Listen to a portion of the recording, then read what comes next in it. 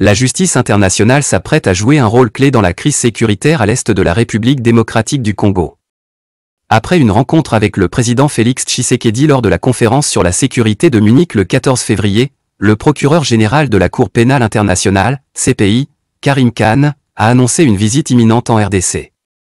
Lors de cet entretien, le président congolais a dénoncé les massacres et crimes contre l'humanité perpétrés par les forces rwandaises et leurs alliés du M23 dans l'est du pays.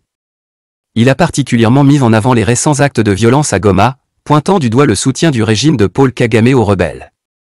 Face à cette situation alarmante, Tshisekedi a exhorté la CPI à prendre ses responsabilités et à poursuivre en justice les auteurs de ces atrocités, qu'ils soient actuels ou passés. En réponse, Karim Khan a réaffirmé l'engagement de son bureau à enquêter en toute indépendance, soulignant que les auteurs de crimes internationaux ne resteront pas impunis. Le bureau du procureur mène déjà des investigations en collaboration avec des organisations partenaires pour vérifier les allégations de crimes de guerre et de crimes contre l'humanité commis dans cette région en proie au conflit. La CPI a rappelé qu'aucune affiliation ou nationalité ne protégera les responsables de ces actes. L'annonce de la visite de Karim Khan en RDC marque une étape importante dans la quête de justice pour les victimes de violences dans l'est du pays.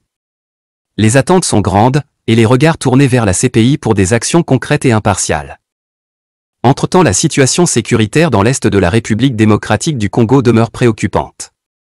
Selon un rapport du Bureau conjoint des Nations Unies aux droits de l'homme, BCNUD, des jeunes auraient été victimes d'exécutions sommaires à Bukavu, chef-lieu de la province du Sud Kivu. Ces crimes sont attribués au groupe terroriste du M23, soutenu par l'armée rwandaise, RDF.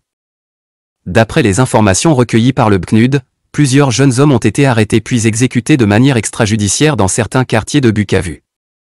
Ces exactions s'inscrivent dans un climat de violence croissante, marqué par l'offensive du M23 et les violations graves des droits humains.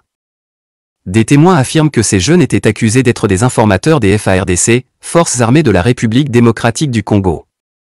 Ils ont été arrêtés par des hommes armés et emmenés vers une destination inconnue.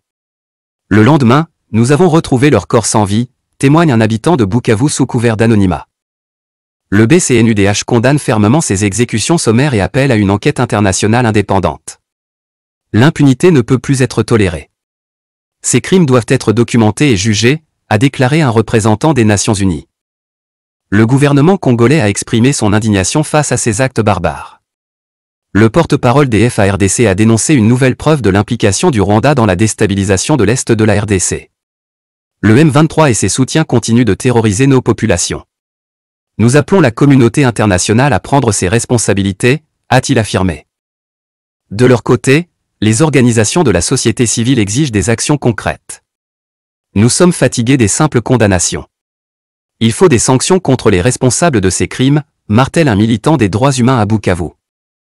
Alors que la situation sécuritaire ne cesse de se dégrader, la population congolaise reste en attente d'une réponse ferme des autorités et de la communauté internationale. Pendant ce temps, les exactions se multiplient, plongeant l'est du pays dans une crise humanitaire et sécuritaire sans précédent.